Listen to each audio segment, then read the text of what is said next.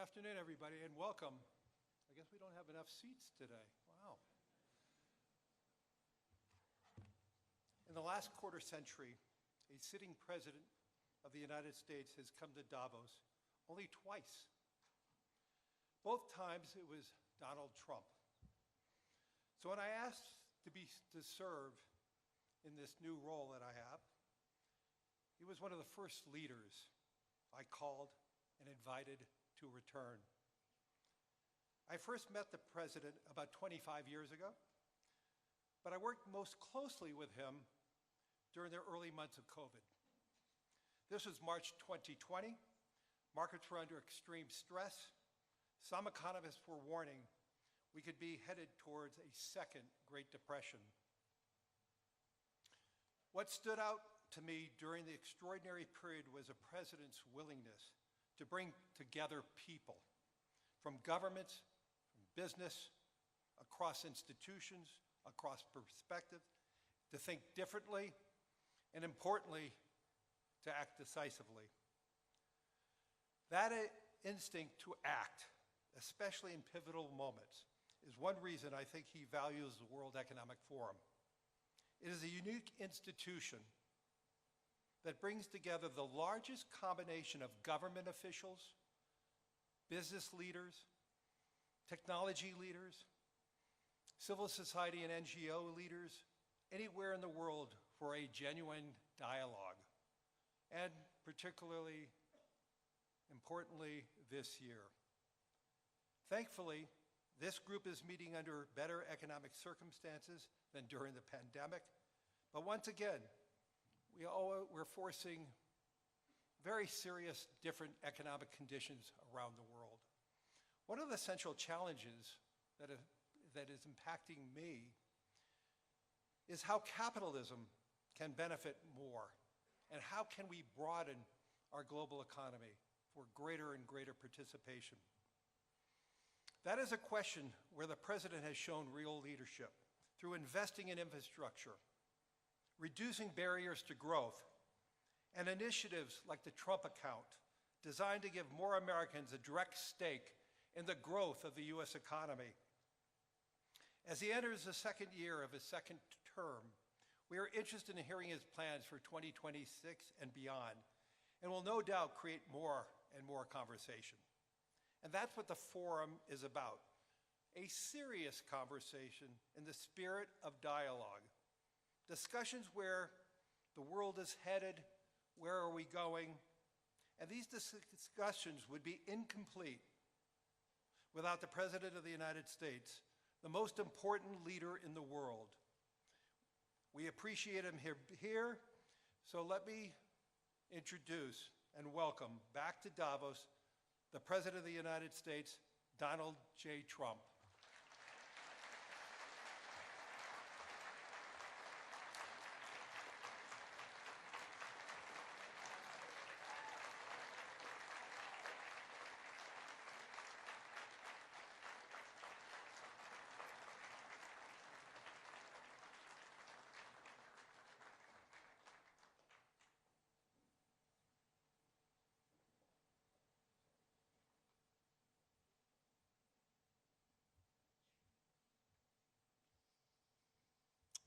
Well, thank you very much, Larry. It's great to be back in beautiful Davos, Switzerland, and to address so many respected business leaders, so many friends, few enemies, and all of the distinguished guests. It's a who's who, I will say that. I've come to this year's World Economic Forum with truly phenomenal news from America. Yesterday marked the one-year anniversary of my inauguration, and today, after 12 months back in the White House, our economy is booming, growth is exploding, productivity is surging, investment is soaring, incomes are rising, inflation has been defeated, our previously open and dangerous border is closed and virtually impenetrable. And the United States is in the midst of the fastest and most dramatic economic turnaround in our country's history. Under the Biden administration, America was plagued by the nightmare of stagflation, meaning low growth, and high inflation, a recipe for misery, failure, and decline. But now, after just 1 year of my policies, we are witnessing the exact opposite. Virtually no inflation and extraordinarily high economic growth. Growth like I believe you'll see very shortly our country has never seen before, perhaps no country has ever seen before.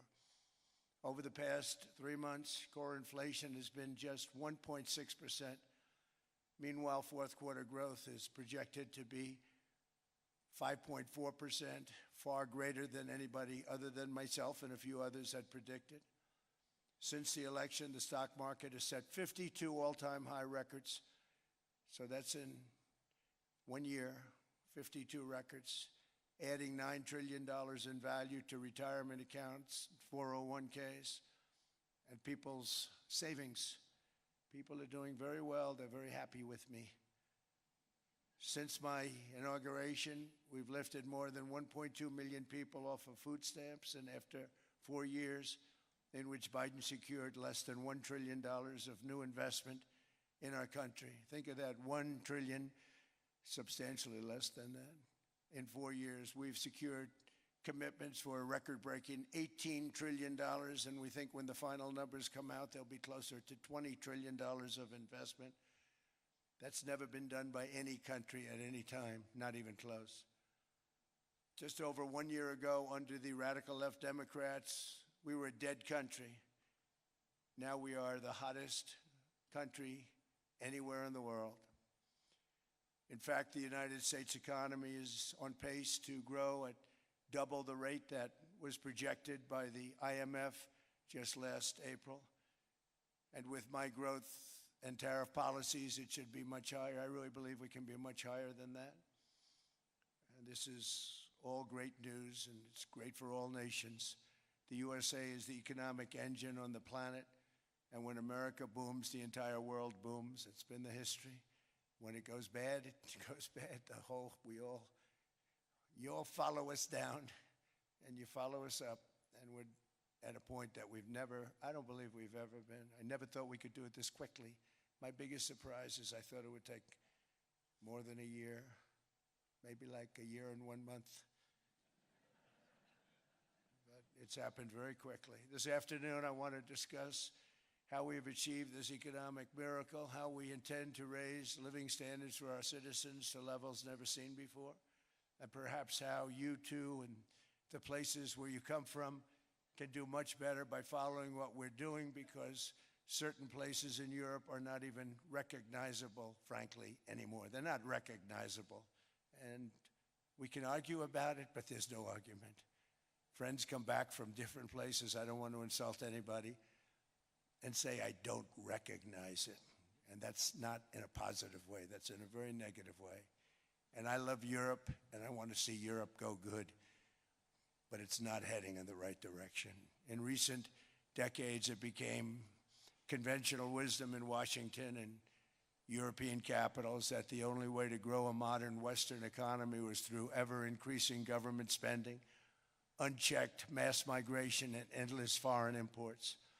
The consensus was that so-called dirty jobs and heavy industry should be sent elsewhere, that affordable energy should be replaced by the Green New Scam, and that countries could be propped up by importing new and entirely different populations from faraway lands. This was the path that Sleepy Joe Biden administration and many other Western governments very foolishly followed, turning their backs on everything that makes nations rich and powerful and strong. And there's so much potential in so many nations. The result was record budget and trade deficits and a growing sovereign deficit driven by the largest wave of mass migration in human history. We've never seen anything like it. Quite frankly, many parts of our world are being destroyed before our very eyes, and the leaders don't even understand what's happening. And the ones that do understand aren't doing anything about it. Virtually all of the so-called experts predicted my plans to end this failed model would trigger a global recession and runaway inflation. but we have proven them wrong. It's actually just the opposite. In 1 year, our agenda has produced a transformation like America has not seen in over 100 years. Instead of closing down energy plants, we're opening them up. Instead of building ineffective, money-losing windmills, we're taking them down and not approving any. Instead of empowering bureaucrats, we're firing them, and they're going out and getting jobs in the private sector for 2 and 3 times what they were making in government. So they started off hating me when we fired them, and now they love me. Instead of raising taxes on domestic producers, we're lowering them and raising tariffs on foreign nations to pay for the damage that they've caused. In 12 months, we have removed over 270,000 bureaucrats from the federal payrolls, the largest single-year reduction in government employment since the end of World War II. Nobody thought that was coming, but we had no choice. To make a country great, you can't have all federal jobs. We've cut federal spending by $100 billion and slashed the federal budget deficit by 27% in the single year. It's going to go down quite a bit more from that, driving inflation way down from the record highs of the Biden administration. Every month, they went up and up and up. I promised to cut 10 old regulations for every single new regulation, but instead I've cut, actually till this point, 129 regulations for every 1 new regulation approved. So every time they come in with a new regulation, we do at least 10, but so far it's averaging out to 129, if you can believe it. In July, we passed the largest tax cuts in American history, including no tax on tips, no tax on overtime, no tax on Social Security for our great seniors. We also provided 100% expensing, that's the one they like, and bonus depreciation for all new equipment and capital investments to help companies expand and shift production to America. They are so in love with that. They build a plant, they're able to deduct it immediately, the whole thing, rather than waiting 38 to 41 years in the old days. This is a miracle taking place. Nobody thought it would ever be done by any country, but it's done by us. It was what made my first term the most successful 4-year term that we've ever had from a financial standpoint. And now we've upped it. This is a 10-year program, not a 1-year program. But you're allowed to deduct everything in 1 year. It used to be 38 to 41 years. With tariffs, we've radically reduced our ballooning trade deficit, which was the largest in world history. We were losing more than $1 trillion every single year, and it was just wasted. It was going to waste. But in 1 year, I slashed our monthly trade deficit by a staggering 77%, and all of this with no inflation, something everyone said could not be done. There were a couple of brilliant people that actually thought I was doing the right thing. I thought I was doing the right thing. Now they all think I'm doing the right thing because they can't believe the numbers. American exports are now up by more than $150 billion. Domestic steel production is up by 300,000 tons a month, and it's doubling over the next 4 months. It's doubling and tripling, and we have steel plants being built all over the country. Nobody thought they'd see that. Factory construction is up by 41%, and that number is really going to skyrocket right now because that's during a process that they're putting in to get their approvals, and we've given very, very quick, fast approvals. In the process, we've made historic trade deals with partners covering 40% of all U.S. trade. Some of the greatest companies and countries in the world. We have countries as our partner, too. The European nations, Japan, South Korea. They're our partners. They've gone into massive deals with us, especially on oil and gas. And these agreements raise growth and cause stock markets to boom, not only in the U.S., but virtually every country that came to make a deal because, as you've learned, when the United States goes up, you follow. It's really become a staple In America, I've stopped the nation-wrecking energy policies that drive up prices while sending jobs and factories to the world's worst polluters. They are indeed polluters. Under sleepy Joe Biden, new domestic oil and gas leases fell by 95%. Think of that. And they wonder, why was gasoline going up so fast? The gasoline actually topped $5 a gallon, and some places $7 a gallon, and more than 100 major power plants were violently shut down by incompetent people that had no idea what the hell they were doing. Under my leadership, U.S. natural gas production is at an all-time high, by far. U.S. oil production is up by 730,000 barrels a day, and last week we picked up 50 million barrels from Venezuela alone. Venezuela has been an amazing place for so many years, but then they went bad with their policies. 20 years ago, it was a great country, and now it's got problems, but we're helping them. And those 50 million barrels, we're going to be splitting up with them, and they'll be making more money than they've made in a long time. Venezuela is going to do fantastically well. We appreciate all of the cooperation we've been giving.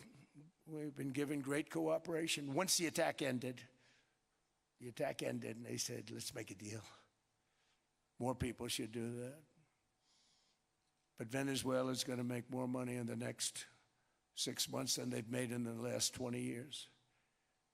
Every major oil company is coming in with us. It's amazing. It's a beautiful thing to see. The leadership of the country has been very good. They've been very, very smart. The price of gasoline is now below $2.50 a gallon in many states, $2.30 a gallon in most states, and will soon be averaging less than $2 a gallon. In many places, it's already down even lower, $1.95 a gallon. Numerous states are at $1.99, numbers that nobody has heard for years. Actually, since my last administration, we got it down to around those numbers. I've signed an order directing and approval of many new nuclear reactors. We're going heavy into nuclear. I was not a big fan because I didn't like the risk, the danger. But they have the progress they've made with nuclear is unbelievable, and the safety progress they've made is incredible. We're very much into the world of nuclear energy, and we can have it now at good prices and very, very safe. And we're leading the world in AI by a lot. We're leading China by a lot. I think President Xi respects what we've done, in part because I've allowed these big companies building these massive buildings to build their own electric capacity. They're building their own power plants, which when added up is more than any country anywhere in the world is doing. I read recently an article in the Wall Street Journal that China's creating so much energy, and they are, I gotta hand it to them. But we're creating as much or more, and we're letting them do that. I'm very proud of it. It was my idea. I said, you can't create this much energy. We needed more than double the energy currently in the country just to take care of the AI plants. And I said, we can't do that. We have an old grid system. And I came up with the idea, you know, you people are brilliant. You have a lot of money. Let's see what you can do. You can build your own electric generating plants. And they looked at me. They didn't believe me. All of the names that are, I think, in the room right now, if you want to know the truth, they didn't believe it. And I said, no, you can't. They came back 2 weeks and they didn't have the plant. They said, we thought you were kidding. I said, no, not only am I not kidding, you're going to have your approvals within 2 weeks. I always say nuclear will take 3 weeks. But most aren't going that. They're going oil and gas. They're even going coal in some cases. Because of my landslide election victory, the United States avoided the catastrophic energy collapse which befell every European nation that pursued the Green New Scam, perhaps the greatest hoax in history. The Green New Scam, windmills all over the place, destroy your land, destroy your land. Every time that goes around, you lose $1,000. You're supposed to make money with energy, not lose money. Here in Europe, we've seen the fate that the radical left tried to impose on America. They tried very hard. Germany now generates 22% less electricity than it did in 2017. And it's not the current chancellor's fault. He's solving the problem. He's going to do a great job. But what they did before he got there, I guess that's why he got there. And electricity prices are 64% higher. The United Kingdom produces just 1/3 of the total energy from all sources that it did in 1999. Think of that, 1/3. And they're sitting on top of the North Sea, one of the greatest reserves anywhere in the world, but they don't use it.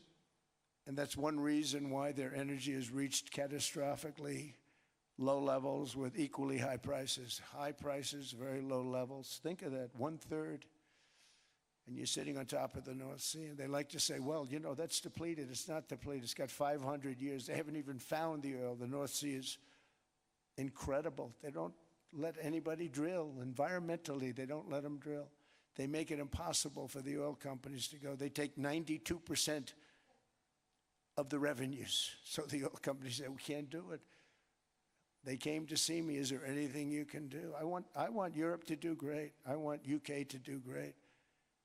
They're sitting on one of the greatest energy sources in the world, and they don't use it. In fact, their electricity prices have soared 139%. There are windmills all over Europe. There are windmills all over the place, and they are losers. One thing I've noticed is that the more windmills a country has, the more money that country loses and the worse that country is doing. China makes almost all of the windmills, and yet I haven't been able to find any wind farms in China. Did you ever think of that? It's a good way of looking at it. They're smart. China's very smart. They make them, they sell them for a fortune. They sell them to the stupid people that buy them, but they don't use them themselves. They put up a couple of big wind farms, but they don't use them. They just put them up to show people what they could look like. They don't spin. They don't do anything. They use a thing called coal, mostly. But China goes with the coal. They go with oil and gas. They're starting to look at nuclear a little bit, and they're doing just fine. They make a fortune selling the windmills, though, and I think really that's one that they wouldn't be surprised if it stopped. They are shocked that it continues to go. They're very friendly with me. They're shocked that people continue to buy those damn things. They killed the birds. They ruin your landscapes. Other than that, I think they're fabulous, by the way. Stupid people buy them. The consequences of such destructive policies have been stark, including lower economic growth, lower standards of living, lower birth rates, more socially disruptive migration, more vulnerability to hostile foreign adversaries, and much, much smaller militaries. The United States cares greatly about the people of Europe. We really do. I mean, look, I am derived from Europe. Scotland and Germany, 100% Scotland, my mother, 100% German, my father. And we believe deeply in the bonds we share with Europe as a civilization. I want to see it do great. That's why issues like energy, trade, immigration, and economic growth must be central concerns to anyone who wants to see a strong and united West, because Europe and those countries have to do their thing. They have to get out of the culture that they've created over the last 10 years. It's horrible what they're doing to themselves. They're destroying themselves. These beautiful, beautiful places. We want strong allies, not seriously weakened ones. We want Europe to be strong. Ultimately, these are matters of national security, and perhaps no current issue makes the situation more clear than what's currently going on with Greenland. Would you like me to say a few words of Greenland? I was going to leave it out of the speech, but I think I would have been reviewed very negatively. I have tremendous respect for both the people of Greenland and the people of Denmark. Tremendous respect. but every NATO ally has an obligation to be able to defend their own territory. And the fact is, no nation or group of nations is in any position to be able to secure Greenland other than the United States. We're a great power, much greater than people even understand. I think they found that out 2 weeks ago in Venezuela. We saw this in World War II when Denmark fell to Germany after just 6 hours of fighting and was totally unable to defend either itself or Greenland.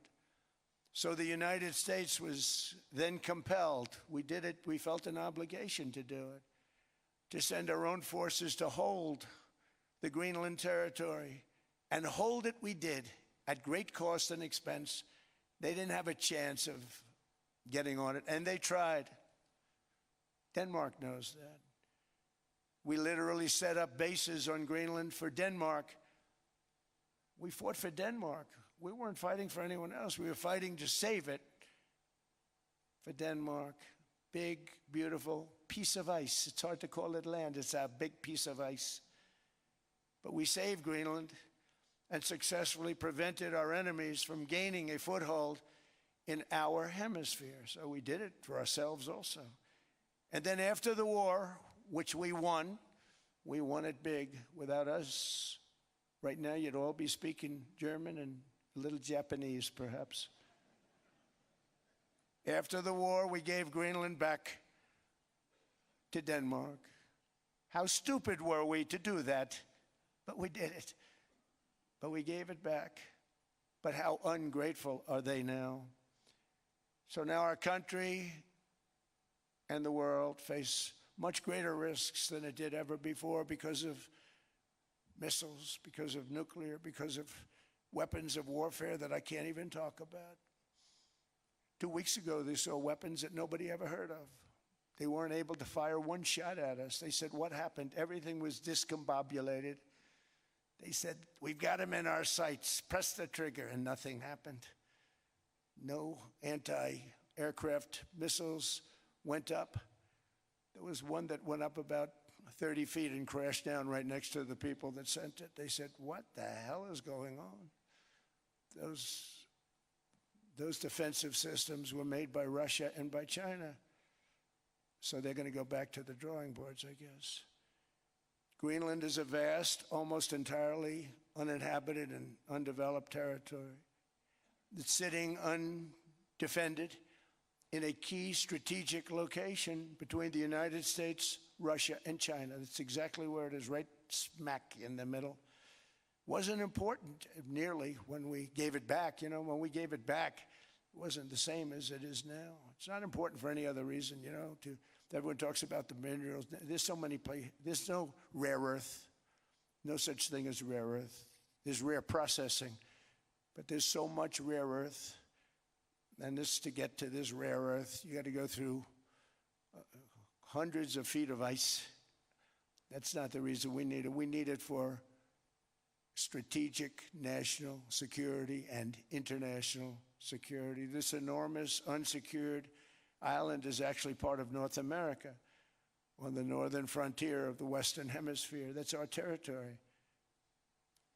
It is therefore a core national security interest of the United States of America. And in fact, it's been our policy for hundreds of years to prevent outside threats from entering our hemisphere. And we've done it very successfully. We've never been stronger than we are now. That's why American presidents have sought to purchase Greenland for nearly 2 centuries. You know, for 2 centuries they've been trying to do it. They should have kept it after World War II, but they had a different president. That's all right. People think differently. Much more necessary now than it was at that time, however. In 2019, Denmark said that they would spend over $200 million to strengthen Greenland's defenses. But as you know, they spent less than 1% of that amount. 1%. There's no sign of Denmark there. And I say that with great respect for Denmark, whose people I love, whose leaders are very good. It's the United States alone that can protect this giant mass of land, this giant piece of ice, develop it and improve it and make it so that it's good for Europe and safe for Europe and good for us.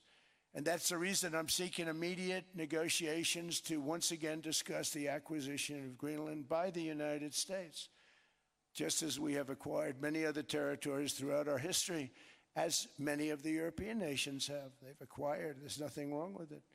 Many of them. Some went in reverse, actually, if you look. Some had great, vast wealth, great, vast lands all over the world. They went in reverse. They're stuck back where they started. That happens too. But some grow.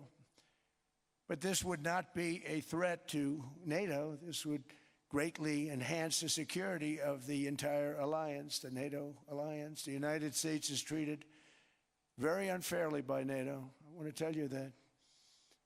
And when you think about it, nobody can dispute it. We give so much and we get so little in return. And I've been a critic of NATO for many years. And yet I've done more to help NATO than any other president by far, than any other person. You wouldn't have NATO if I didn't get involved in my first term. The war with Ukraine is an example. We are thousands of miles away, separated by a giant ocean. It's a war that should have never started, and it wouldn't have started if the 2020 U.S. presidential election weren't rigged. It was a rigged election. Everybody now knows that. They found out.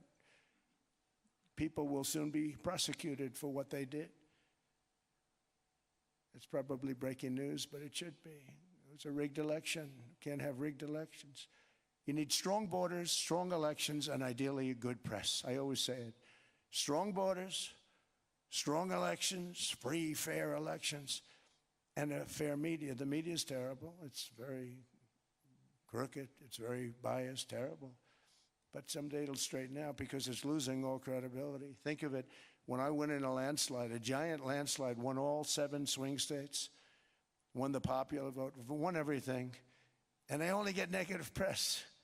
That means that it has no credibility. And if they're going to get credibility, they're going to have to be fair. So you need a fair press. But you also need those other elements. And I inherited a terrible, terrible situation. If you look, the border was open. The inflation was raging. Everything was bad with the United States when I came into office. But I also inherited a mess with Ukraine and Russia, something that would have never happened. And I know Putin very well. He and I would discuss Ukraine. It was the apple of his eye, but he wasn't going to do anything. I said, Vladimir, you're not doing it. He would never have done it. It was terrible what happened. I could see it happening, too. After I left, I could see it happening.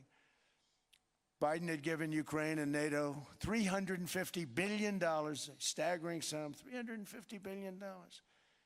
I came in, and just like the southern border, just like inflation, just like our economy, I said, wow, this place is in trouble, meaning our country. All of these things were out of control. But the border was out of control. We fixed it with the strongest border anywhere in the world. And I've now been working on this war for 1 year, during which time I settled 8 other wars.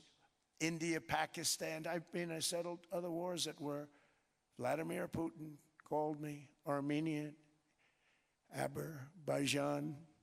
He said, I can't believe you settled that one. They were going on for 35 years. I settled it in 1 day. And President Putin called me. He said, you know, I can't believe I've worked on that war for 10 years trying to settle it. I couldn't do it. I said, do me a favor, focus on settling your war. Don't worry about that one. What does the United States get out of all of this work, all of this money, other than death, destruction, and massive amounts of cash going to people who don't appreciate what we do? They don't appreciate what we do. I'm talking about NATO. I'm talking about Europe. They have to work on Ukraine. We don't. The United States is very far away. We have a big, beautiful ocean separating us. We have nothing to do with it. Until I came along, NATO was only supposed to pay 2% of GDP. But they weren't paying. Most of the countries weren't paying anything. The United States was paying for virtually 100% of NATO. And I got that stopped. I said, that's not fair. But then, more importantly, I got NATO to pay 5%, and now they were paying, and now they are paying. So something nobody said was possible. They said, we will never go up higher than 2%. But they went to 5%, and now they're paying the 5. They didn't pay the 2, and now they're paying the 5. And they're stronger for it, and they have an excellent, by the way, Secretary General, who's possibly in the room. Mark, are you here? Yes, he's here. Hello, Mark. We never asked for anything, and we never got anything. We probably won't get anything unless I decide to use excessive strength and force where we would be, frankly, unstoppable. But I won't do that. Okay? Now everyone's saying, oh, good. That's probably the biggest statement I made, because people thought I would use force. I don't have to use force. I don't want to use force. I won't use force. All the United States is asking for is a place called Greenland, where we already had it as a trustee, but respectfully returned it back to Denmark not long ago after we defeated the Germans, the Japanese, the Italians, and others in World War II. We gave it back to them. We were a powerful force then, but we are a much more powerful force now. After I rebuilt the military in my first term and continue to do so today, we have a budget of $1.5 trillion. We're bringing back battleships.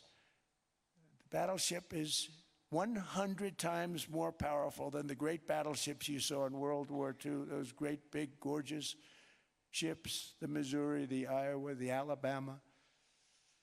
Because I thought maybe we could take them out of mothballs. They said, no, sir, these ships are 100, think of that, 100 times more powerful than those big, magnificent pieces of art that you saw so many times ago, that you still see on television. You say, wow, what a force. 100 times, each ship 100 times more powerful than the big battleships of the past. So that was the end of the mothball story. So what we have gotten out of NATO is nothing except to protect Europe from the Soviet Union and now Russia. I mean, we've helped them for so many years. We've never gotten anything, except we pay for NATO. And we paid for many years until I came along. We paid for, in my opinion, 100% of NATO because they weren't paying their bills. And all we're asking for is to get Greenland, including right title and ownership, because you need the ownership to defend it.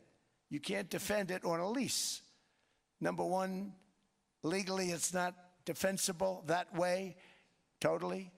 And number two, psychologically, who the hell wants to defend a license agreement or a lease, which is a large piece of ice in the middle of the ocean where if there is a war, much of the action will take place on that piece of ice. Think of it. Those missiles would be flying right over the center of that piece of ice. All we want from Denmark for national and international security and to keep our very energetic and dangerous potential enemies at bay is this land on which we're going to build the greatest golden dome ever built. We're building a golden dome that's going to, just by its very nature, going to be defending Canada. Canada gets a lot of freebies from us, by the way. They should be grateful also, but they're not. I watched your Prime Minister yesterday. He wasn't so grateful. But they should be grateful to us. Canada lives because of the United States. Remember that, Mark, the next time you make your statements. What we did for Israel was amazing, but that's nothing compared to what we have planned for the United States, Canada, and the rest of the world. We are going to build a dome like no other. We did it for Israel. And by the way, I told Bibi, stop taking credit for the dome. That's our technology. That's our stuff. But they had a lot of courage, and they were good fighters, and they did a good job, and we wiped out the Iran nuclear threat like nobody can believe. Nobody's ever seen anything like it. That, Venezuela, taking down Soleimani, wiping out al-Baghdadi when he tried to reinstitute ISIS. We did a lot. I did a lot of big things. all perfectly executed. Everyone was perfectly executed. Somebody told me that, a military expert told me, "Sir, everything you've done has been perfectly executed." I said, "I know." So other presidents have spent, whether foolishly or not, trillions and trillions of dollars on NATO and gotten absolutely nothing in return. We've never asked for anything. It's always a one-way street. Now they want us to help them with Ukraine. And we say, we're going to. I'm really helping, not even them. I want to see, last week, if you saw, it was 10,000 soldiers, but last month it was 31,000 soldiers died. 31,000. That's this room times, the number of people in this room times 30. Think of it. 30,000 soldiers died in 1 month. The month before it was 27,000. The month before that it was 28,000. The month before that it was 25,000. It's a bloodbath over there. And that's what I want to stop. It doesn't help the United States, but these are souls. These are young people. Look like you, look like some of you right in the front row. They go to war. Their parents are so proud. Oh, there he goes, comes back. 2 weeks later, they get a call, your son's head's been blown off. I want to stop it. It's a horrible war. It's the worst since World War II.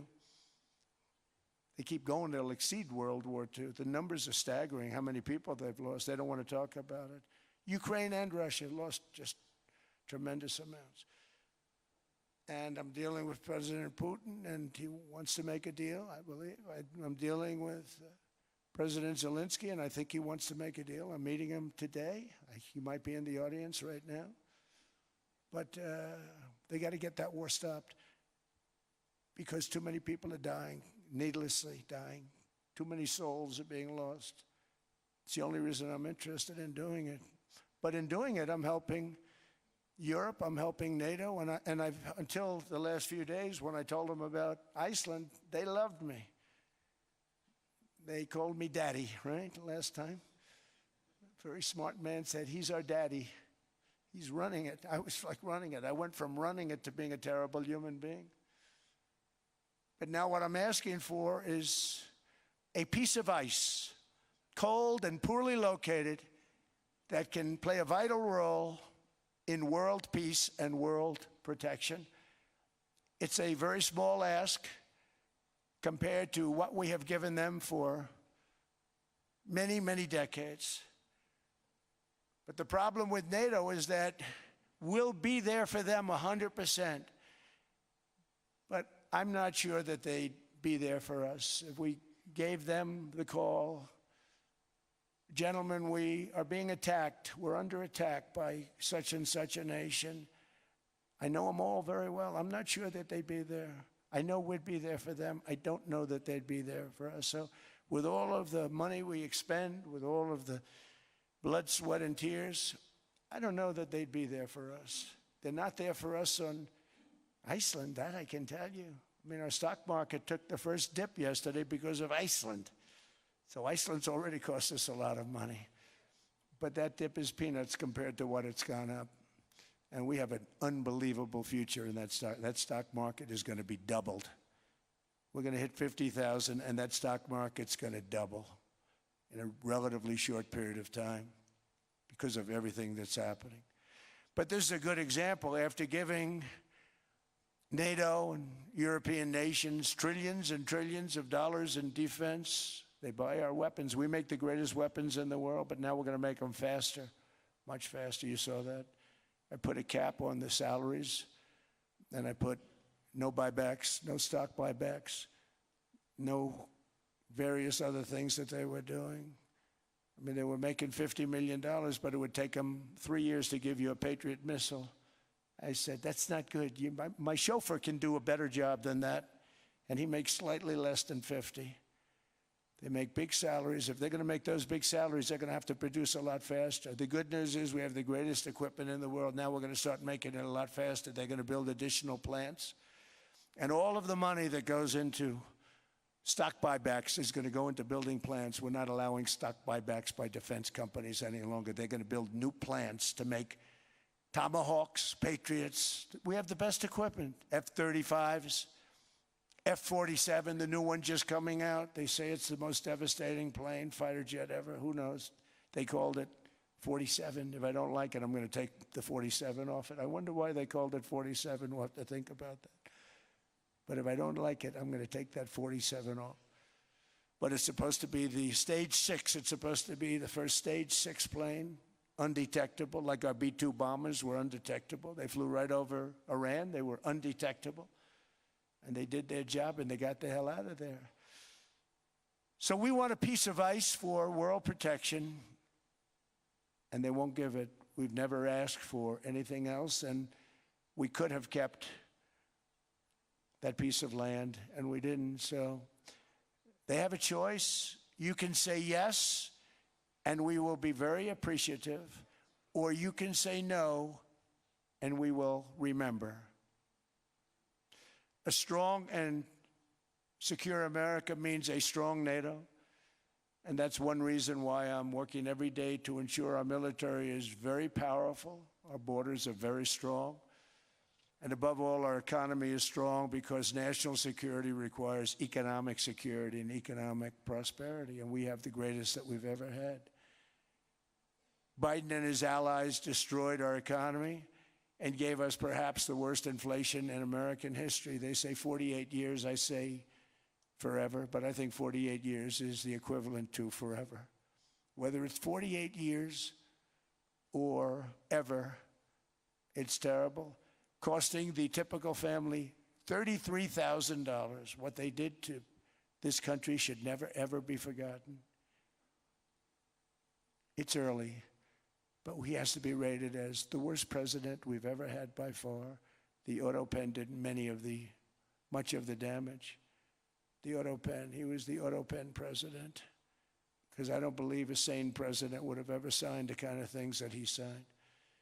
But now grocery prices, energy prices, airfares, mortgage rates, rent, and car payments are all coming down, and they're coming down fast. We inherited a mess, but we've done a hell of a job in 12 months. Under my most favored nation policy for drug prices, the cost of prescription drugs is coming down by up to 90%, depending on the way you calculate. You could also say 5, 6, 7, 800%.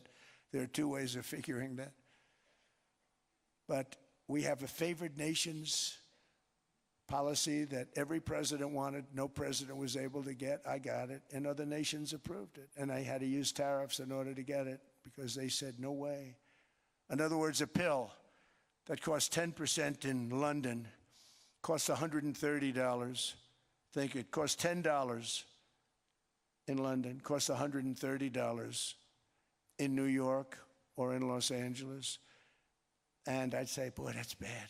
Friends of mine would say, you know, we go to London, you can buy this stuff for nothing. We go all over the world, we can buy it for nothing.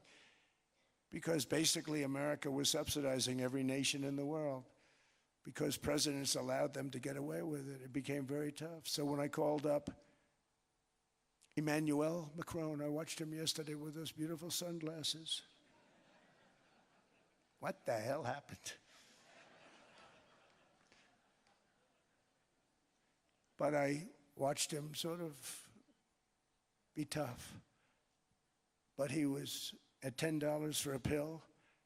And I said, Emmanuel, and I have all the big pharmaceutical companies are in total agreement. It wasn't easy, by the way. They're tough, smart. They've been getting away with the scam for a long time. But they gave it up. But they said, you'll never get the countries to approve it. I said, why is that? Because they won't. They always said, we're not paying any more. Get the rest for the United States. So over the years, they stayed the same. We just went up, up, up. And I mean, we would pay 13, 14, 15 times more than certain countries would. So I said, no, they'll approve it 100%. Sir, you'll never get them to approve it. I said, I guarantee you. But I actually started with Emmanuel, who probably is in the room too. And I like him. I actually like him. Hard to believe, isn't it? And I said, Emmanuel, you're going to have to lift the price of that pill to $20, maybe $30. Think of that. That means it's a doubling of prescription drugs. Might be a tripling, might be a quadrupling. It's not easy. No, no, no, Donald, I will not do that. I said, yes, you will, 100%. He said, no, no, no. You're asking me to double. I said, Emmanuel, you've been taking advantage of the United States for 30 years with prescription drugs. You really should do it, and you will do it. I have no doubt. In fact, I am 100% sure you're going to. No, no, no, I will not do it. Because he has to, in all fairness to him, he has to double or triple. Because the world being a bigger place than the United States, it's not that you meet in the middle. You just have to go up some, and we come down a lot. They go up a little, we come down a lot. So we're at $130, they're at 10. So they may have to go to 20 or 30. No more than that. I said, Emmanuel, you're going to be doubling or tripling? No, no, no. I said, here's the story, Emmanuel. The answer is you're going to do it fast. And if you don't, I'm putting a 25% tariff on everything that you sell into the United States and a 100% tariff on your wines and champagnes. And that's about 10 times more than what I'm requesting. And you're going to do it. I don't want to go public with it, but you may make me do that. No, no, Donald, I will do it. I will do it. It took me, on average, 3 minutes a country saying the same thing. You will do it. They all said, no, no, no, I will not do it. You're asking me to double the cost of prescription. I said, that's right, because you've been screwing us for 30 years. And they said, we will not do it. I said, that's all right. On Monday morning, we're putting a 25, 30, 50. I gave different numbers for different countries. This is also national security we're talking about. Not fair. We're not going to subsidize the whole world. And every one of those countries have agreed to do it. So one of the biggest things that I've done is the fact that we have now most favored nation. We will pay whatever the lowest price is in the entire world. So our drug prices are going to be coming down by staggering 90%. Again, you could say 1,000%, 2,000%. Depends on the way you want to figure it. But we'll go with the way the fake news likes it better because it sounds, can you imagine a 90% reduction sounds much worse. But drug prices are going to be coming down tremendously in all the nations, and I appreciate them doing it. But they did it, in all fairness, without tariffs. I wouldn't have been able to get it done.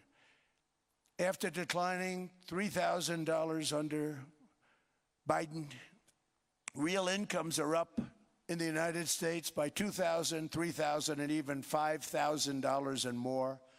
Home ownership has always been a symbol of health and vigor of American society, but that goal fell out of reach for millions and millions of people in the Biden era because interest rates went up so high.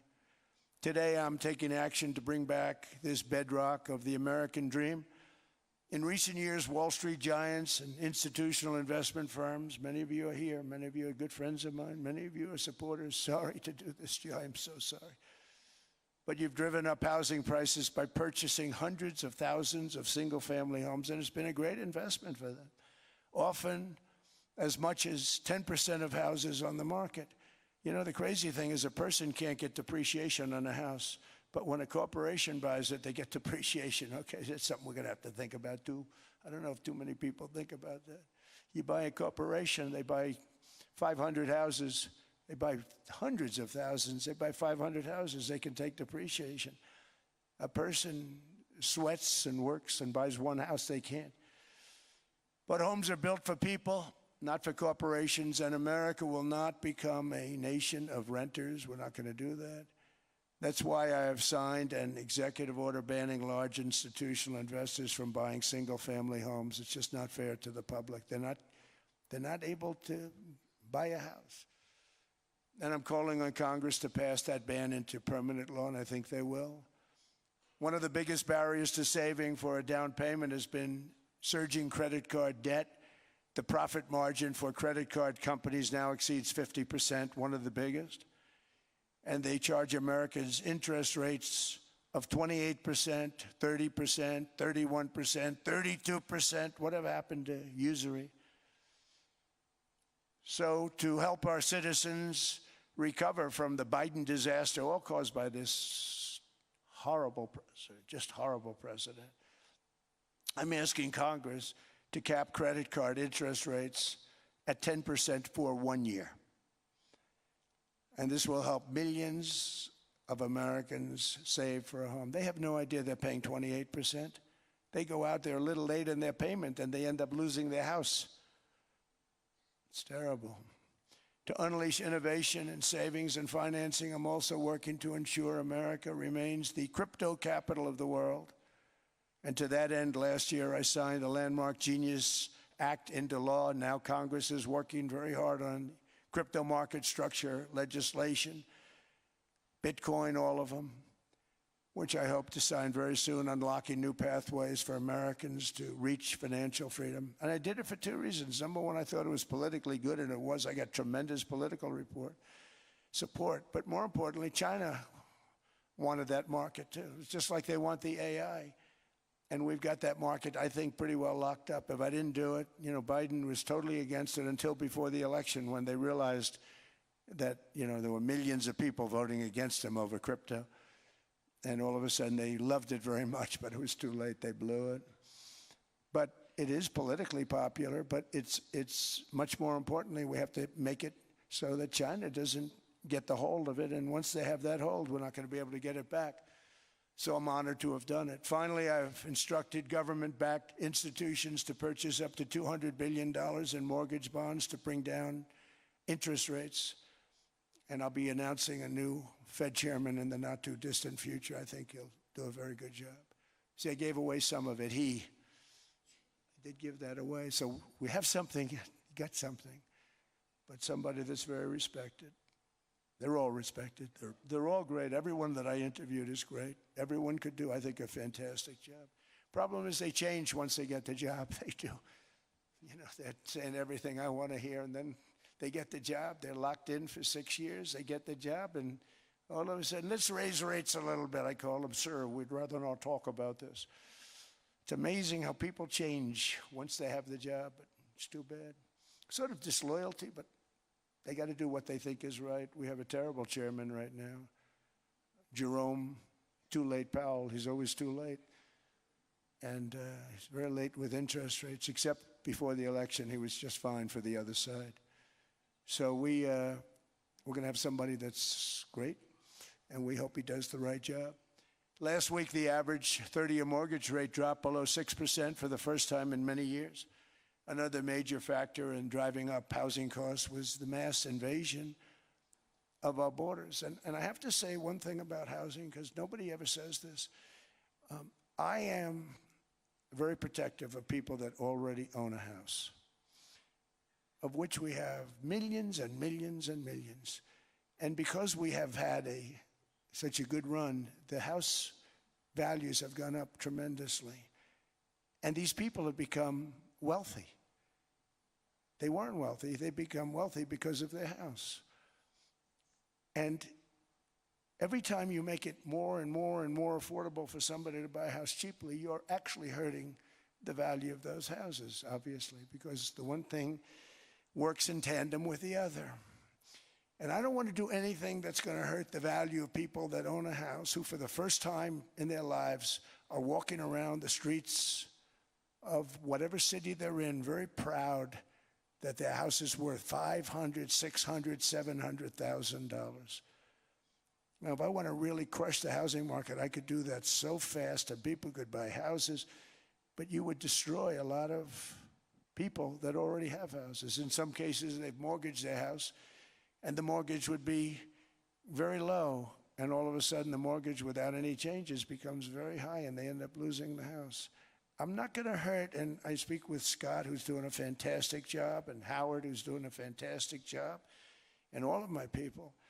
And I always say, look, I can crush the hell out of the market. We can drop interest rates to a level, and that's one thing we do want to do. That's natural. That's good for everybody. The dropping of the interest rates, we should be paying a much lower interest rate than we are. We should be paying the lowest interest rate of any country in the world, because without the United States, you don't have a country. I had a case with Switzerland. We happened to be in Switzerland. Maybe I'll give you a quick story.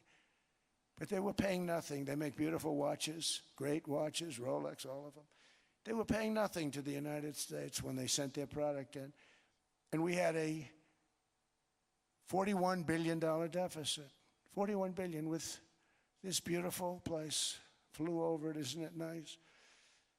So I said, let's put a 30% tariff on them so that we get back some of it, not all of it at all. We'd still have a deficit, big deficit. We had 41 million. That's a big deficit. And I said, let's put a tariff on. Different tariffs, different places. You're all party to them. In some cases, victims to them. But in the end, it's a fair thing. And most of you realize that.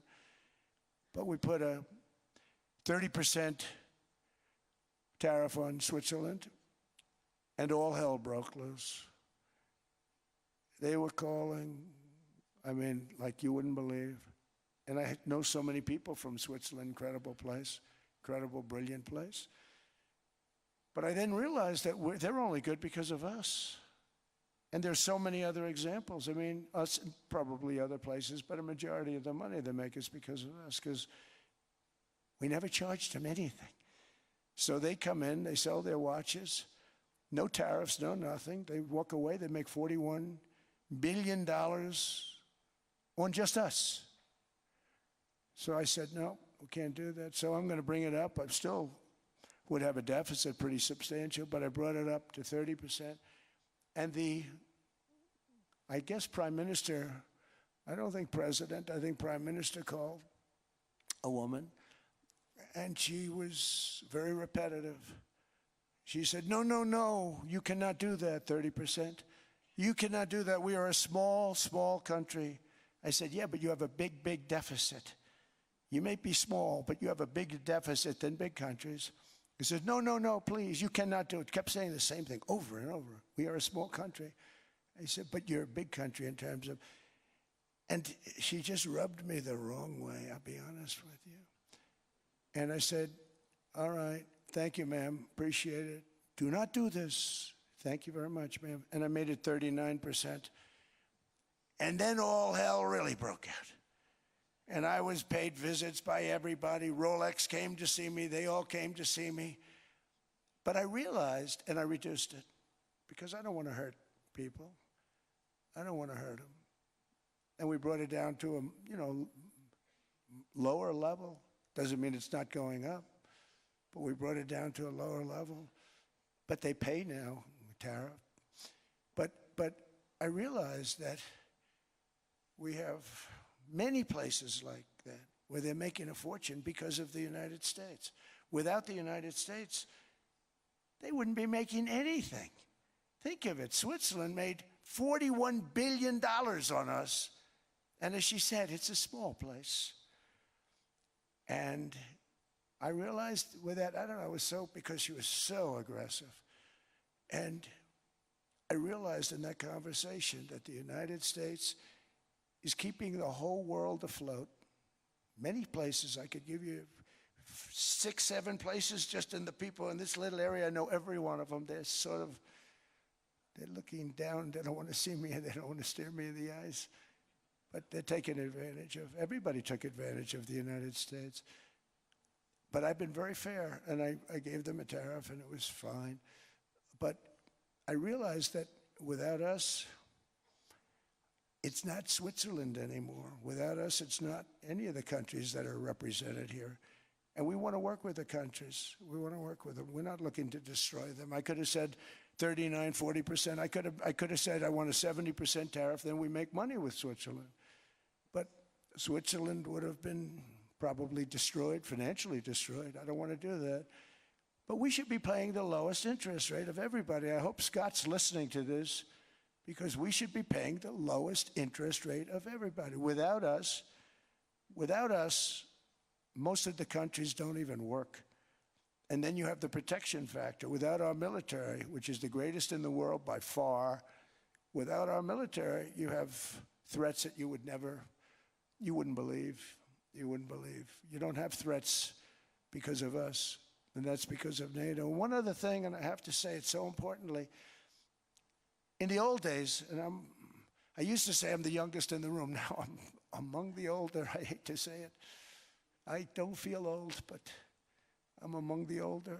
But I remember not long ago, 20, 25 years ago, when good news came out about, let's say, the United States. The United States had a great quarter. The United States had a great month. All the stocks went up. And that's the way it's supposed to be. Now when they say the United States had a record quarter, it's unbelievable how well it's doing, all the stocks crash because they say, oh no, inflation, inflation, they're going to raise interest rates. And they do. Some of these stupid people like Powell, they raise interest rates. And what they do is they stop you from being successful. It used to be when we had a great quarter, a great month, great earnings, great anything, any good news, the stock market went up. That's the way it's going to be. We got to do that again because that's the way it should be. Now when we have a great month, they want to kill it. Like we did over 5%. People were surprised. We should do 20%. We could do 25%. When we announce good numbers, and the reason is they're so petrified of inflation. And growth doesn't mean inflation. We've had tremendous growth with very low inflation. In fact, growth can fight inflation, proper growth. So we want to get back to the days when we announce great numbers because we're going to be announcing phenomenal. You know, all these factories that are being built at record, thousands of businesses are being built right now. Remember, $18 trillion is invested. I think the second number is 3, and that was China many years ago. Investments in the country from outside. 18 trillion, nobody's ever seen. And that's money coming in and building things, factories. Thousands of businesses are being built, thousands. Hundreds of big factories, car plants are moving back to the United States. They're coming in from Canada, they're coming in from Mexico, from Japan. Japan's coming in and building plants here in order to avoid tariffs. They're coming in from China, they're coming in from all over the world. We have more plants being built now, car plants, than we've ever had built, even in the heyday from the 1940s and 50s. And they're bigger. They don't use renovations anymore where they take an old plant, they rip it down, they build a brand new plant, super modern plant. But it's happening at levels that nobody's ever seen. In 2024, the U.S. built less than 2 million new homes, but Biden admitted more than 8 million new migrants. And those days are over. In 2025, for the first time in 50 years, the United States had reverse migration. Boy, that was nice. And these were criminals that were being taken out of our country because they allowed people to come into our country from jails, from gangs, drug dealers, murderers. 11,888 murderers. We've gotten most of them out. And then ICE gets beat up by stupid people from leadership in Minnesota. We actually are helping Minnesota so much, but they don't appreciate it. Most places do. You know, Washington, D.C. is the safest place now in the United States. It was a very dangerous place to walk, and now you can walk with your wife, your kids, right through the middle of the city. Right now, Washington, D.C. is as safe as it gets. It was one of the most unsafe, I had to admit. We sent in the military, the National Guard. Within 2 months, it was great. Within 3 months, it's like a really great place and a safe place and a beautiful place. It's even been cleaned up. The graffiti's gone. The fences are gone. We don't have to worry about fences anymore. All of the places, the grasses are cut and replaced with new grass in many cases. It's all going to happen in the spring. But Washington and D.C. is beautiful again, and it's safe. New restaurants are opening up. They were all closing. Now you can't get into a restaurant. Restaurants in Washington, D.C. are all opening. Memphis also, Memphis, Tennessee, New Orleans, Louisiana. We were there for 3 weeks.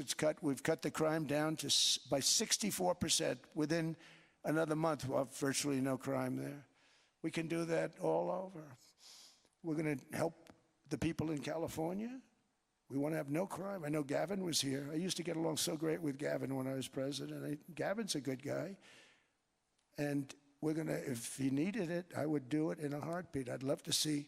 We did help them a lot in Los Angeles, a lot with the early in my term when they had some problems. But we would love to do it. I will say this, if I were a Democrat governor or whatever, I would call up Trump. I'd say, come on in, make us look good. Because we're cutting crime down to nothing. And we're taking people out, career criminals, who are only going to do bad things, and we're bringing them back to their countries. But where we've done it, it's been amazing. And we have a capacity to do it at much greater levels. We're cutting illegal aliens off welfare and other government benefits, and I have directed that starting immediately, there will be no more payments to sanctuary cities because they are really just sanctuaries for criminals. They're really protecting criminals, and those are the ones we have to get out of the country: murderers, drug dealers, the mentally insane. They emptied their mental institutions into the United States. And despite that, we have the lowest crime numbers that we've ever had in the history of the country. Just came out. But equally importantly, we're cracking down on more than $19 billion in fraud that was stolen by Somalian bandits. Can you believe that Somalian? They turned out to be higher IQ than we thought. I always say these are low IQ people. How did they go into Minnesota and steal all that money? And we have, they're pirates. They're good pirates, right? But we shoot them out of the water just like we shoot the drug boats out. They're not pirating too many boats lately, do you notice? When they go out into those boats, they want to take over a $1.5 billion tanker loaded up with oil, and they say, we're going to blow up your boat. They have powerful weapons. You hit the side of the boat, you blow the whole thing up. The insurance companies are petrified, so they say, just give them the boat. We'll give them money instead. And I don't do that. We blow them right the hell out of the water. We see them going out, we blow them out of the water. We don't have any pirates so much anymore. If we do, they won't be there long. We've cut down with the hitting of the boats that are loaded up with drugs, including submarines. Can you believe they actually buy small, they call them mini subs, very fast. They're meant for drugs. We've knocked out 2 of them. The Democrats say they were fishing. You have ruined somebody's fishing weekend, I would say. A submarine is not a fishing boat. You don't fish. But we've knocked down drugs by water, the oceans, the sea, by 97.2%. Think of that. And I actually say, who the hell are the 3%? Because I would not want to be piloting one of those boats. We knocked them down, and now we're going to start on land. We're going to knock it all out. The land is the easy part. What we did on sea is incredible, and that's our great military. The situation in Minnesota reminds us that the West cannot mass import foreign cultures which have failed to ever build a successful society of their own. I mean, we're taking people from Somalia, and Somalia is a failed, it's not a nation. Got no government, got no police, got no military, got no nothing. And then we have this fake congressperson who they just reported is worth $30 million. You believe this? Ilhan Omar, talking about the Constitution provides me. She comes from a country that's not a country, and she's telling us how to run America. Not going to get away with it much longer, let me tell you. The explosion of prosperity and conclusion and progress that built the West did not come from our tax codes. It ultimately came from our very special culture. This is the precious inheritance that America and Europe have in common. We share it. We share it, but we have to keep it strong. We have to become stronger, more successful, and more prosperous than ever. We have to defend that culture and rediscover the spirit that lifted the West from the depths of the Dark Ages to the pinnacle of human achievement. We live in an incredible, changing period. It's an unbelievable time, but we have to take advantage of the time that we're in. In our hands are technologies that our ancestors could scarcely have. I mean, they couldn't have even dreamt some of the things that we see today. And so rapidly they're produced. I mean, AI, 2 years ago, nobody ever heard of the term, and now everybody's talking about it. And it can have some very good purpose. It could also have some dangerous purpose, and for that we have to watch out. But some tremendous things are happening because of it. And we're leading by so much. We're doing so well. But opportunities that are bigger and grander than ever before in human history are right before us. It is the pioneers in this room. Many of you in this room are true pioneers. You're truly brilliant people. Just your ability to get a ticket is brilliant because you have about 50 people for every seat. I don't know what, that's Larry. Everything Larry touches turns to gold. He made this very successful. But you're in this room, And some of you are the greatest leaders anywhere in the world. You're the greatest brains anywhere in the world. And the future is unlimited, and to a large part because of you. And we have to protect you, and we have to cherish you. I always say we have to cherish our brilliant people because there aren't many of them. So together with confidence, boldness, and persistence, let us lift up our people, grow our economies, defend our shared destiny, and build a future for our citizens that is more ambitious, more exciting, more inspiring, and greater than the world has ever seen. We're in a position to do things that nobody else has ever even thought of before. And many of the people in this room are the ones that are doing it, and I want to congratulate you, and I'm with you all the way. You can do things that nobody else can even think about. So I congratulate you on your tremendous success, and the United States is back, bigger, stronger, better than ever before, and I'll see you around. Thank you all very much. Thank you very much.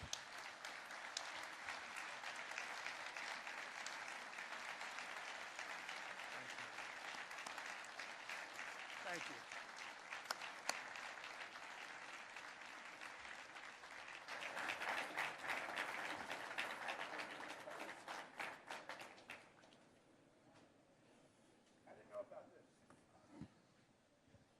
This was supposed to be a nice fire chat, Mr. President. Yes, good. You I got set up, Bob. I did know. You made the job for the moderator really easy. Thank you, Mr. President, for your speech. I do have a few follow-up questions, if it's okay. Sure. I don't think I should start with Greenland, maybe. I'll start with the economy. The U.S. economy is doing really, really well. But how to sustain this growth moving forward? Because there's always a recession looming around the corner. Well, you know, the one thing about economies and recessions is sometimes you get hit unexpectedly and there's nothing you can do about it. They're all brilliant people, but there's nothing. One example was COVID. We had an economy going at levels like nobody had ever seen my first 2.5, 3 years. And then I heard the word pandemic, not COVID. They came up with that name over a period of time. We won't get into that. But I heard the word pandemic. And I had a poll come out that was so strong just prior to that, and I was with the two best pollsters, McLaughlin and Fabrizio, and they said, sir, George Washington and Abraham Lincoln, if they came back and ran as president and vice president, they couldn't beat you. And then what happened is the following day, I was told to stay tuned because there's something really bad happening in China. There are bodies laying all over Wuhan, right around that certain building that we talk about. I always said it came from Wuhan. It did come from Wuhan. And they were body bags. We saw it by satellite. And they said, there are strange things happening in China. And so it began. And we ended up with the COVID, and the whole world suffered. We did a phenomenal job. I don't think we got the credit we deserved. We did something that Operation Warp Speed, which some people say was one of the greatest military feats ever. We did a great job. Used our military, used a lot of people. But sometimes you get hit with things, nothing you can do. You get hit with things like that unexpectedly. And we got through it. And when I left, the stock market was higher than it was previous to the COVID coming up. And that was, I called it a great achievement. But things happen. Bad things happen. The things that we can stop are wars if we're smart. That we can stop. Those are a matter of being intelligent and having intelligent people on the other side. Because wars are the worst of all. Wars are worse than anything. But we can stop wars because that's sort of up to us. But things like dust flying in the air, wherever COVID comes from or whatever comes, sometimes you have to be a little bit lucky. But we are poised to have an economy like no other, not only in this country, but anywhere. And you know, when you hear the kind of numbers that, I can tell you that Scott Bessent was with me the other day, and he's looking at numbers. He said, I can't. And that's all he's done his whole life, pretty much your whole life. Scott, you weren't going to be a football player, I don't think. Scott was not that great at football, but he was always good at numbers, right? And he was he was looking at numbers. He said, I've never seen anything like this. We're poised to do things that no other country has ever done. And, you know, luck, I hate to say it, but we need a little luck. We don't want to get hit by something that nobody could have thought. Whoever thought we were going to hit by a pandemic? You know, when I heard the word pandemic, I said, oh, that's an ancient problem. World War I, they lost 100 million people. It actually ended World War I. A lot of people don't know. The Spanish flu in World War I ended the war because all the soldiers were sick. The soldiers were so sick on both sides, and that war was raging, and they were all dying from the Spanish flu. They were sick as dogs. They couldn't fight. So, you know, you don't know how that would have turned out. But so we do, I mean, subject to that, and I always have to put a caveat in for it, but we're poised to have the greatest growth of any large country, I think any country that there's been. When you look at what's happening in the United States, it's really amazing. Thank you. One thing that maybe keeps you up at night, I know you don't sleep that much anyway, Mr. President, is the debt. The U.S. debt is high, is now the biggest expenditure on your budget. How to get out of that impasse? Well, the big thing is growth. I mean, growth is the way. If we grow like this, we go from having a $37 trillion. We go from having high debt to low debt. But we also are cutting expenses, you know, the old-fashioned way. We have extraordinary growth. I think we're going to be growing our way out. I think we're going to be paying off debt. We're taking in tremendous money from tariffs fairly. And again, I'm using them judiciously.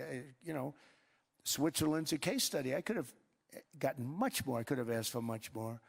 But we're using them judiciously. But I think growth, most importantly, and then cutting costs. Now, if you take a look at Minnesota, $19 billion in fraud and other things.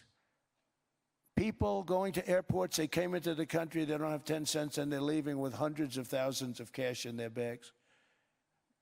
When we get to that, and our DOJ, Pam, and Todd, and all the people that work over there, and all of the people that work in here, I can tell you, Scott Bessent is working on that. It's a priority, right? You have your whole team. We're in there looking for where this money is coming from, how much it is. It could be more than $19 billion. Can you believe that? That's just one state. If we were able to cut out 50% of the fraud, 50%, and we should be able to do better than that, we would have a balanced budget without having to talk about even growth. So we have a lot of options, but we're working very hard on that. That's a big deal. It's not just the protests, a fake protest done by agitators and, you know, professional insurrectionists. That's what they are. They're professional troublemakers. But we are looking very strong at the money too in Minnesota and other places. I think, Mr. President, also the $500 billion invested in artificial intelligence and the frontier technologies last year also were driving growth exponentially in the U.S. Well, AI has been a big factor. AI is massive. I mean, Mark Zuckerberg showed me a plant where he put it over a map of Manhattan, and it was basically the size of Manhattan. This is not, I said, you got to be kidding. It's a plant that was miles long, miles wide, very high. I don't think it was as high like the Empire State Building, but it was high. And it literally covered most of the island of Manhattan. That's called a big plant. And, you know, when I heard they're going to spend $50 billion building it, I said, you know, if you spend $50 million, you can build a nice little shopping center. If you spend $500 million, you can build a good shopping center.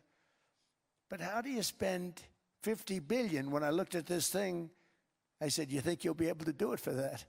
It's amazing when, you know, some of the plants that I see, and I see them all, and again, so big is we're letting them build their own electric generation.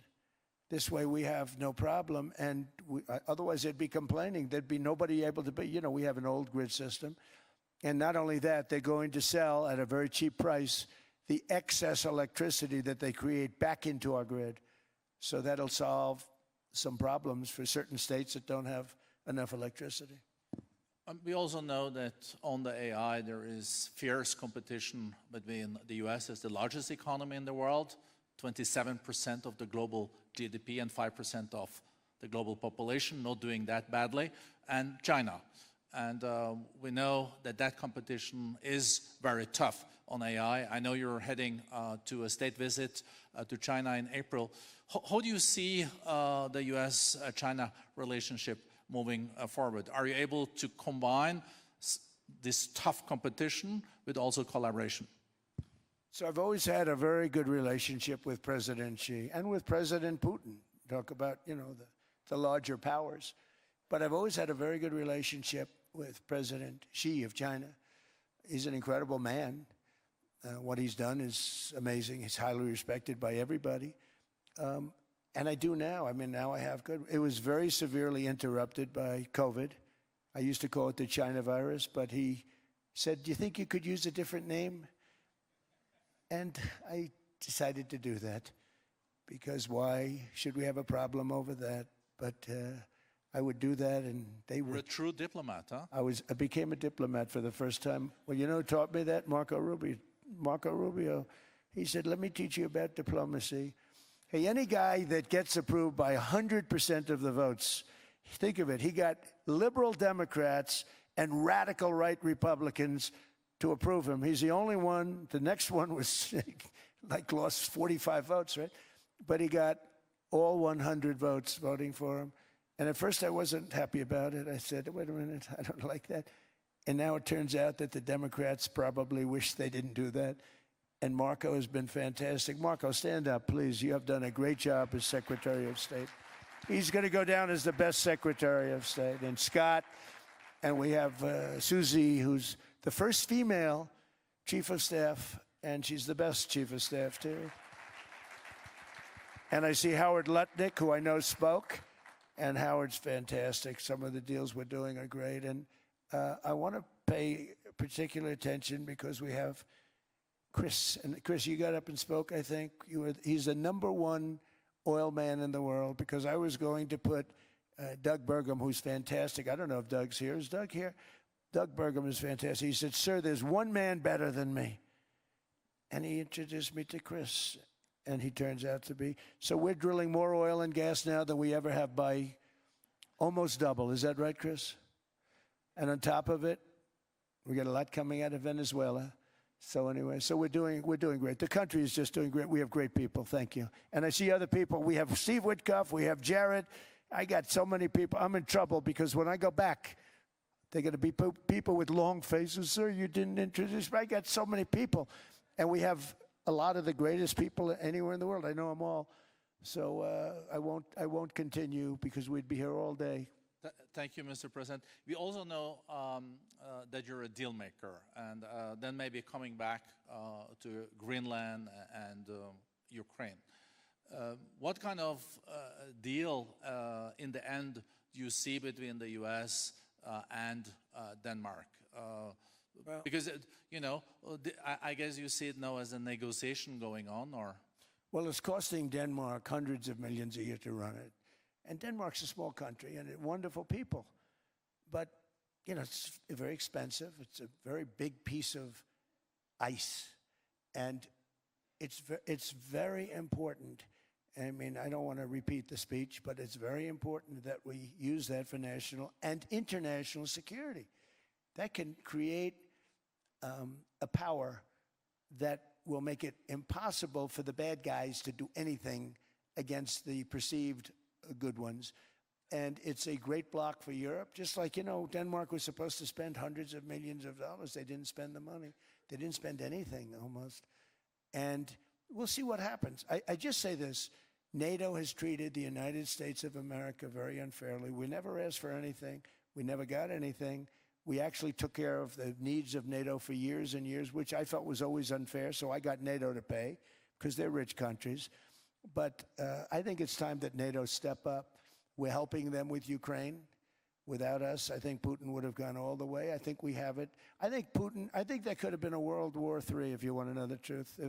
If Kamala was elected, or Joe, any one of those, you know, those thinkers, I think you could have ended up in World War III. And I will say Steve Witkoff has been dealing incredibly with But we're not going to have World War III. We want to get it stopped, but we're not going to have World War III. I think if I wasn't elected, I think that could have evolved into World War III. It was a very, very bad situation, and it still is, but it's not that kind of bad. It's bad because so many young people are being killed. How close do you think there is on an agreement on Ukraine?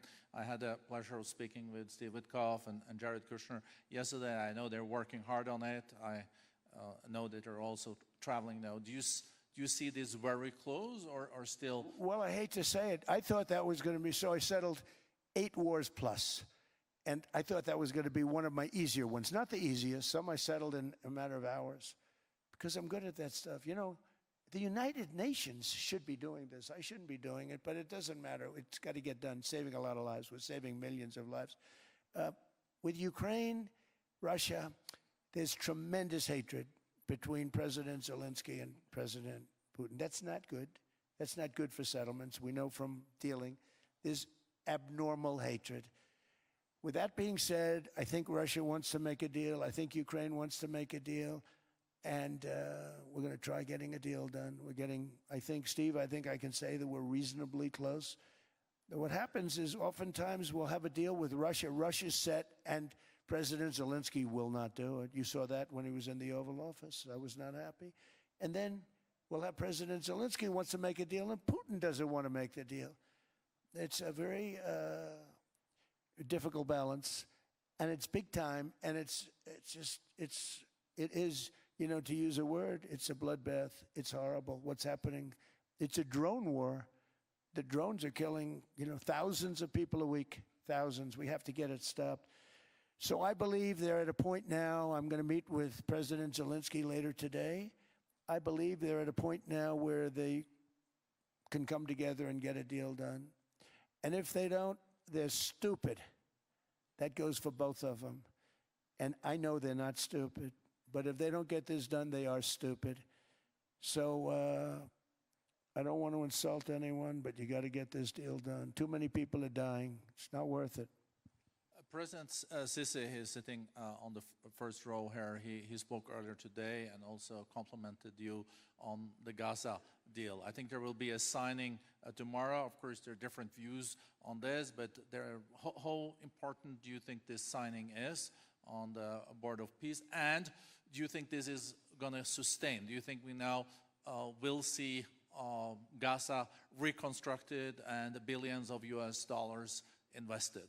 I do. I mean, I think we have peace in the Middle East. There are some little situations like Hamas, and Hamas has agreed to give up their weapons. Now, you know, they were born with a weapon in their hand, so it's not easy to do. When they were born with a rifle in their hand. It's not an easy thing for them, but that's what they agreed to. They've got to do it. And we're going to know, Jared, over the next 2 or 3 days, certainly over the next 3 weeks, whether or not they're going to do it. If they don't do it, they'll be blown away very quickly. They'll be blown away. You know, we have 59 countries that are part of that whole peace deal. And some of those countries aren't even they're near the Middle East, but they're not in the Middle East traditionally. And they want to come in and take out Hamas. They want to come in. They want to do whatever they can. There's a problem with Hezbollah in Lebanon, and we'll see what happens there, but that's a problem. But there are these little flames, but there's peace in the Middle East. Now, had we not gone in and knocked out with those big, beautiful, we just ordered 25 brand new ones, the latest and the greatest, the B-2 bomber. Think of them, they went in there at 2 o'clock in the morning with no moon, no light, no nothing, and every single one of those massive bombs hit its target, 100,000-pound bombs hit its target, every one of them. And then on top of it, from a submarine 300 miles away, we hit the sites with tomahawks, which is an unbelievable weapon. So, you know, we did our job. If we didn't do that, you would have never had peace in the Middle East. And the countries like Saudi Arabia, UAE, and Qatar could never have, and others could never have signed anything because you would have had this dark cloud, and the dark cloud was Iran with nuclear. Iran would, if we didn't take them out, they would have had a nuclear weapon within 2 months. They were very close to having the nuclear weapon, and we hit them hard. And it was a total obliteration. If they may try again, but they're going to have to try from a different area because that area was obliterated. Incredible thing we did. And because we did that, we were able to make peace. If we didn't do that, I would say, Jared and Steve, if we didn't do that, there was no chance of making peace because the countries I just named and other countries could have never signed off. They were afraid. They were afraid. We had a bully. The bully was Iran, the bully of the Middle East. They used to call it for years. They were the bully of the Middle East. They're not the bully of the Middle East anymore. Mr. President, I know you even had to change plane last night, so I guess you didn't have much sleep, but I think you're... But your energy is still there. I know you have several bilateral meetings. I know you're also hosting a reception. So thank you so much for coming back to Davos. Thank you so much. It's highly appreciated. Well, thank you very much. Thank you, everybody, very much.